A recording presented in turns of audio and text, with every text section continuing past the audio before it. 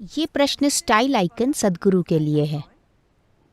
आजकल फैशन एक अरबों डॉलर का उद्योग बन गया है, लेकिन साथ ही फैशन के नाम पर नीरस और भद्दे प्रचलन भी आते रहते हैं। फैशन के नाम पर क्या हम सीमाएं लांघ रहे हैं? हम इस सीमा को कैसे पहचानें? पहला वाक्य वो वापस ले लीजिए। मैं कोई स्टाइल आइकॉन नहीं हूँ। देखिए, शायद आप ये पहले से जानते हो कि धरती का तीसरा सबसे बड़ा प्रदूषक फैशन उद्योग है। फिलहाल पूरे विश्व में एक अनुमान है कि हमारे दादा दादियों के पास जितने कपड़े होते थे और हमारे पास जितने कपड़े हैं, ये औसतन उनके 5 गुना है। आप ये देख रहे हैं, है ना? कहा जा रहा है कि 2025 तक ये 2 गुना हो जाएगा। हमारे पास उनसे 10 गुना ज्यादा कपड़े होंगे। इनमें से 95% कपड़े पॉलीफाइबर हैं। पॉलीफाइबर हमारे शरीर में, पेड़ों में, जानवरों में, हमारी फूड चेन, पानी, मिट्टी, हर चीज में घुस गया है। इस चीज पर किसी का ध्यान नहीं गया है। हर कोई उस छोटे से प्लास्टिक बैग को मिटाना चाहता है, जो करना चाहिए बेशक, लेकिन पॉलीफाइबर कपड़ा सबसे बड़ा प्रदूषक है। कोई इस पर ध्यान नहीं दे रहा। ये हमारे शरीरों पर बैठा है, हरदम हर चीज को प्रदूषित कर रहा है, क्योंकि सूक्ष्म पॉलीफाइबर हर चीज में समा रहा है। किसी कछुए के प्लास्टिक बैग में फंसे होने की भयंकर तस्वीर तो नहीं दिखती, लेकिन हम खुद वो कछुए हैं जो इन चीजों में फंसे हैं। तो हम एक चीज ये कर रहे हैं, जैसा कि आप अपने इतिहास से जानते हैं कि एक समय भारत पूरे विश्व के लिए कपड़ों का सबसे बड़ा निर्यातक था। 300 साल पहले विश्व के पूरे निर्यात का 60% भारतीय कपड़े थे। इसे अंग्रेजों के शासन के समय योजना बनाकर खत्म कर दिया गया। 50 सालों में 30 से 40 लाख लोग मर गए, बस इसलिए कि इस उद्योग को योजना बनाकर मिटा दिया गया।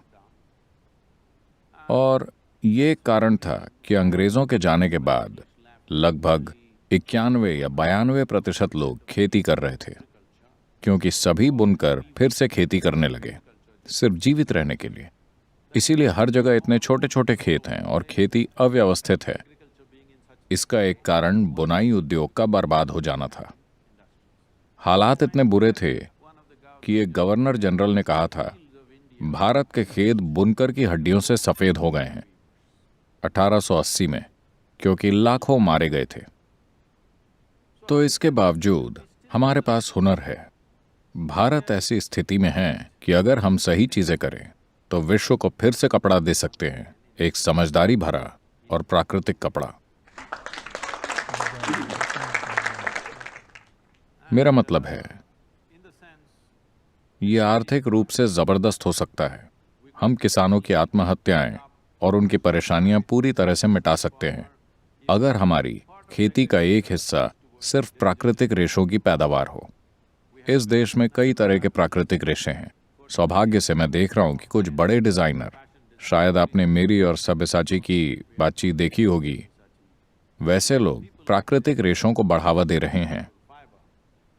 आपने मुझे फैशन आइकॉन कहा है, तो मैं आपसे कुछ साझा करता हूं। अक्टूबर के महीने में हम न्यूयॉर्क में एक फैशन शो आयोजित करने वाले हैं। इस फैशन शो में मैं रैंप पर नहीं चलूंगा। इसमें कपड़े नहीं प्रदर्शित किए जाएंगे। इसमें अमेरिका के बड़े डिजाइनर्स के सामने भारतीय कपड़ा प्रस्तुत किया जाएगा। तो 30 तरह के कपड़े हम अमेरिका भेज चुके हैं, वो तैयार हैं।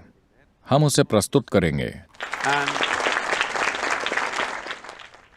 और कुछ कपड़ा उन्हें फ्री में भेंट करेंगे, ताकि वो जो चाहे बना सकें और इसका प्रचार हो सके। ये भारतीय अर्थव्यवस्था को पूरी तरह बदल सकता है। जरूरी नहीं कि सब हैंडलूम से हो।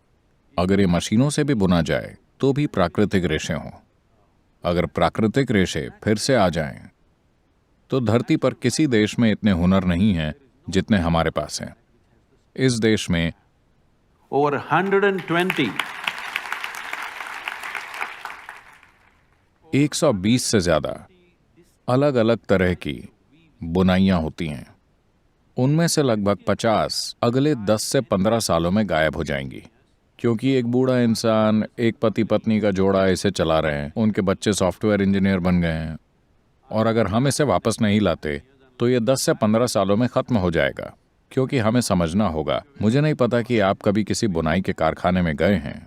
आप गए हैं? बेंगलोर में रेशम की साड़ियों की काफी बुनाई होती है, आपको वहां जाकर देखना चाहिए। एक समय मेरे पिता को लगता था मैं ये काम करूंगा, क्योंकि मेरे परिवार का एक हिस्सा रेशम की बुनाई से जुड़ा था। तो मैं वहां देखने गया। मैं बस 17 साल का था। मैं देखना चाहता था कि वो काम कैसे करते हैं। तब मुझे खुद पर बहुत गर्व था। वो लूम पर काम कर रहे थे, रेशम की साड़ी बुन रहे थे। वो बस छू छू करता गया। मैं बस उन दिनों मुझे लगता था मैं स्मार्ट हूं। फिर मुझे पता चला वो अलग बात है।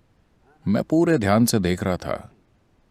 वो बस ऐसे कर रहा था और उस कपड़े में एक फूल आ जाता और एक फूल आ जाता, ज्यामितिक रूप से सटीक। अगर आपको इसे सॉफ्टवेयर में डालना हो तो काफी मेहनत लगेगी, लेकिन वो बस उसके दिमाग में समाया हुआ है। इसकी बर्बादी का मुख्य कारण हमारी शिक्षा को जरूरी बनाना है।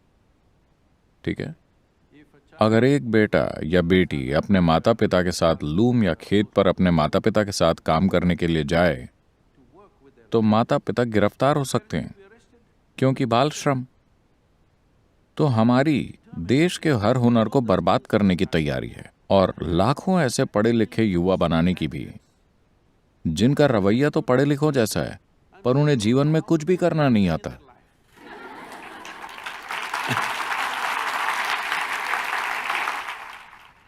तो हमने पढ़ाई में ये बदलाव सुझाया है कि हम स्कूल में जो समय बिताते हैं उसका सिर्फ 50% पढ़ाई होनी चाहिए। बाकी का समय गांवों में खेती, शिल्प, संगीत, नृत्य, लोक कला, कई चीजें। पहली बार केंद्रीय सरकार ने करीब 1 महीने पहले घोषणा की कि पढ़ाई को 50% समय देना होगा, लेकिन इसे लागू करने में हम जिस गति से आगे बढ़ते हैं इसमें 10 से 15 साल लगेंगे, क्योंकि बुनियादी ढांचा, ट्रेनिंग, शिक्षकों वगैरह की जरूरत होगी। तो फैशन की बात करें तो मुझे लगता है कि आप सभी को किसी न किसी रूप में स्टाइल आइकॉन बनना चाहिए। मतलब आप किसी बकवास चीज की नकल नहीं करते जो कोई मॉडल या कोई और करता है। something that fits you. कोई चीज जो आपके लिए फिट हो, क्योंकि हर शरीर अलग है। अपने लिए सुंदरता तय करने का एक तरीका होता है अपने शरीर के लिए, और स्टाइल आपके मन और भावनाओं की भी होती है ना, सिर्फ शरीर की नहीं होती। तो इसे ऐसा ही होना चाहिए। हो सकता है फिलहाल आप सभी ये ना कर पाए, पर हफ्ते में एक दिन प्लीज प्राकृतिक रेशे पहने। कई किसानों का जीवन बच जाएगा अगर आप सिर्फ ये एक चीज करेंगे। कम से कम हफ्ते में एक दिन प्राकृतिक रेशे पहने। आप शायद कई किसानों का जीवन बचा पाएंगे, क्योंकि ये एक स्थिर बाजार होगा। अगर ज्यादा सब्जियां उगाएं तो वो सड़क पर आ जाती हैं, अगर कम उगाएं तो ये मुश्किल हमेशा होती है। लेकिन अगर खेती का एक हिस्सा प्राकृतिक रेशों की खेती हो, जैसा कि इस देश में होता था, हम विश्व के सबसे बड़े सूत और जूट उत्पादक थे। पर सब मिट गया। उसे वापस लाने का यही समय है।